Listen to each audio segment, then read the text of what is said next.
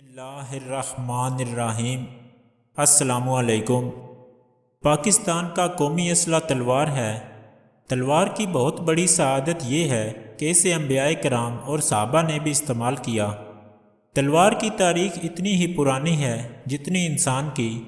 عربوں کو تلوار سے اتنی محبت تھی کہ اسے ہیروں اور موتیوں سے جڑ دیا کرتے تھے۔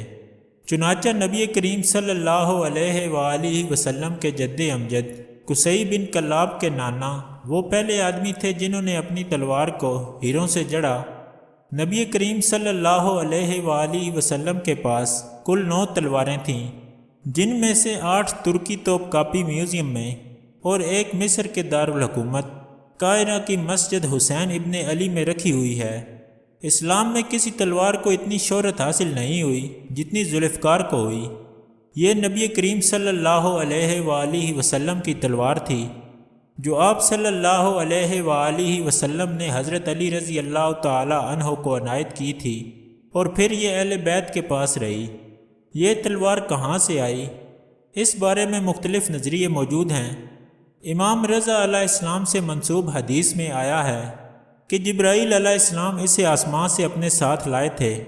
اس نظریے کے مطابق قرآن مجید کی ایک آیت کا حوالہ دیا جاتا ہے جس کا ترجمہ یہ ہے، اور ہم نے لوہا بھی اتارا جس میں سخت جنگ کے سامان اور لوگوں کے فائدے بھی ہیں۔ بعض دیگر روایات کے مطابق رسول خدا صلی اللہ علیہ وآلہ وسلم نے فرمایا، خدا تعالی نے مجھے ذوالفقار عطا کی اور فرمایا، اے محمد اسے لے لیں اور اسے اہل زمین میں جو سب سے بہترین ہے اسے عطا فرمائیں۔ میں نے عرض کیا کہ وہ کون ہے؟ خدا تعالیٰ نے فرمایا، وہ زمین پر میرا خلیفہ علی بن ابی طالب ہے۔ ایک اور نظریے کے مطابق ذوالفقار وہ ہدیہ تھا جو ملکہ بلقیس نے حضرت سلیمان علیہ السلام کے لیے بھیجا تھا، اور یہ ذوالفقار منبع بن حجام کے ہاتھ آ گئی اور جنگ بدر میں حضرت علی نے اسے قتل کیا اور ذوالفقار اس سے لے لی۔ طبری کہتا ہے کہ تلوار آس بن منبع کی تھی جو جنگ بدر میں مارا گیا، اور یہ تلوار حضرت محمد صلی اللہ علیہ وآلہ وسلم تک پہنچی۔ پہلی مرتبہ غزوہ احد میں نبی کریم صلی اللہ علیہ وآلہ وسلم نے اپنی تلوار حضرت علی رضی اللہ تعالی عنہ کو دے کر میدان جنگ میں بھیجا تھا، اور آپ رضی اللہ تعالی عنہ نے کئی کفار کے سر اس تلوار سے قلم کیے۔ تاہم حضرت محمد مصطفیٰ صلی اللہ علیہ وآلہ وسلم کی جانب سے حضرت علی کو تلوار دینے کا زیادہ مشہور واقعہ غزوہ خیبر سے متعلق ہے، جب حضرت علی رضی اللہ تعالی عنہ نے اپنی تلوار سے یہود کے مشہور جنگجو مرہب کو ہلاک کیا تھا۔ ذوالفقار کے معنی صاحب فقرات کے ہیں۔ فقرہ کے معنی کمر کا مورا ہے۔ کیونکہ اس تلوار کی پشت ریڑھ کے موروں کی طرح سیدھی تھی، اس لیے اسے یہ نام دیا گیا۔ ذوالفقار کے بارے میں عام طور پر یہی مشہور ہے کہ یہ 2 سروں والی تلوار ہے۔ مختلف خیالی تصاویر میں اس کے دونوں سرے شروع میں ملے ہوئے ہیں اور آگے جا کر الگ الگ ہوتے ہیں۔ بعض تصاویر میں یہ صرف آخری سرے پر الگ ہو رہے ہیں، اور بعض تصاویر میں دونوں پھل دستے کے فوراً بعد ہی الگ ہو جاتے ہیں۔ تاہم یہ خیالی تصاویر ہے۔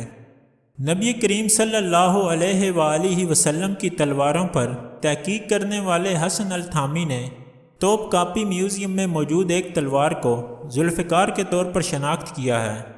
ذوالفقار کی ایک اور وجہ تسمیہ یہ بیان کی جاتی ہے کہ اس کے بلیڈ کے وسط میں ایک غبار تھا۔ توپ کاپی میوزیم میں جس تلوار کو حسن التھامی نے ذوالفقار کے طور پر شناخت کیا ہے، اس کے بیچ میں دستے سے لے کر نوک تک ایک غبار موجود ہے۔ یاد رہے، حسن التھامی نے 1929 کے لگ بھگ توپ کاپی میوزیم کے حکام کے تعاون سے اپنا مقالہ تیار کیا تھا جو بعد میں کتابی شکل میں شائع ہوا۔ توپ کاپی میوزیم کے حکام بذات خود یہ دعویٰ نہیں کرتے کہ ذوالفقار ان کے میوزیم میں موجود ہے۔ حسن التھامی تاریخ طبری کا حوالہ دیتے ہوئے لکھتے ہیں کہ جب حضرت علی رضی اللہ تعالی عنہ غزوہ بدر کے بعد میدان جنگ سے واپس لوٹے تو آپ رضی اللہ تعالی عنہ کے ہاتھوں سے لے کر کندھوں تک پورے بازو کفار کے خون سے لت پت تھے، اور ذوالفقار آپ کے ہاتھ میں تھی۔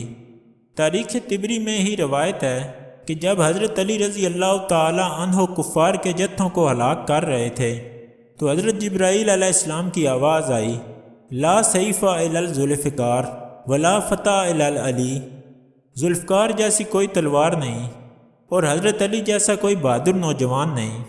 حسن التھامی کے مطابق حضرت علی رضی اللہ تعالی عنہ کے بعد یہ تلوار حضرت حسین رضی اللہ تعالی عنہ کے پاس رہی، کربلا میں بھی ان کے ساتھ تھی۔ حضرت حسین رضی اللہ تعالی عنہ کی شہادت کے بعد یہ ان کے بیٹے علی بن حسین زین العابدین کے پاس رہی۔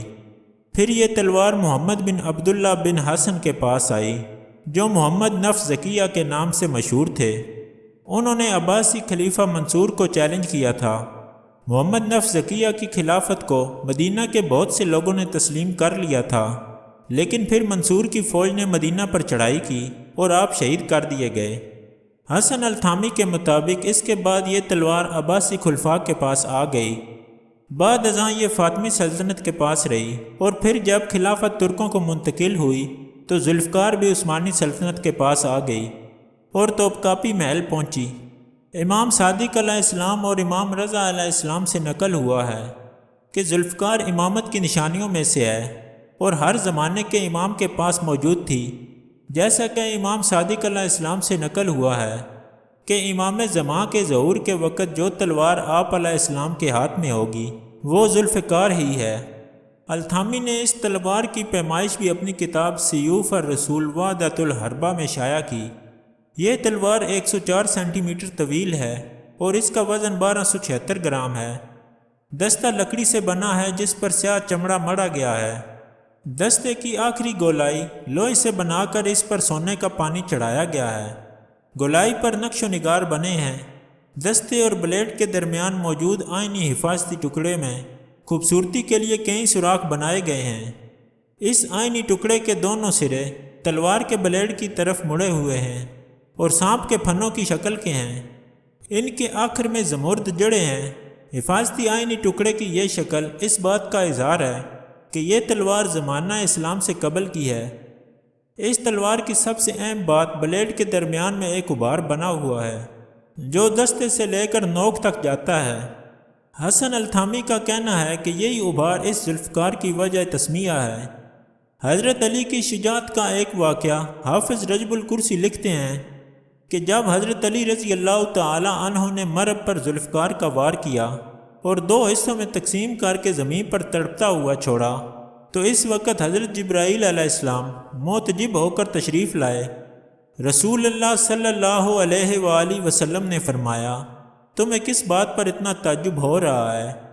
جبرائیل امین نے فرمایا، اس وقت آسمان کے تمام فرشتے مل کر لا فتح الا العلی لا سیف الا الذوالفقار کا نعرہ لگا رہے ہیں، اور مجھے ذاتی طور پر تعجب اس وجہ سے ہے کہ جب اللہ تعالیٰ نے قوم لوط پر عذاب نازل کیا تو میں نے اس بدکار قوم کے 5 شہروں کو زمین سے کاٹ کر اپنے پروں پر اٹھایا تھا، اور میں نے انہیں اتنا بلند کیا کہ حاملین عرش نے ان کے مرغوں کی آوازیں اور ان کے بچوں کے رونے کی صدائیں سنی تھیں، اور میں نے انہیں صبح تک اپنے پروں پر اٹھائے رکھا تھا اور اللہ کے فرمان کا انتظار کرنے لگا۔ مجھے ان کا بوجھ ذرا برابر بھی محسوس نہ ہوا، اور آج جب حضرت علی رضی اللہ تعالی عنہ نے اپنی ضرب چلائی اور اللہ نے مجھے حکم دیا کہ ان کی تلوار کا کونا پکڑ لو تاکہ ان کی تلوار اس سور تک نہ پہنچ جائے جس نے زمین کے بوجھ کو اٹھا رکھا ہے، تاکہ زمین پلٹنے سے محفوظ رہے، چنانچہ میں نے حکم الہی سے علی رضی اللہ تعالی عنہ کی تلوار کا کونا پکڑ لیا، تو اس کا وزن مجھے قوم لوط کے شہروں سے بھی زیادہ محسوس ہوا۔ اور عجیب بات یہ ہے کہ اسرافیل علیہ السلام اور میکائیل علیہ السلام نے بھی حضرت علی کے بازو کو ہوا میں پکڑا ہوا تھا۔ سبحان اللہ۔ حضرت علی کی شجاعت پہ لاکھوں سلام۔ اللہ رب العزت سے دعا ہے کہ ہمیں اپنا قرب عطا فرمائے اور ہمارے لیے آسانیاں پیدا فرمائے۔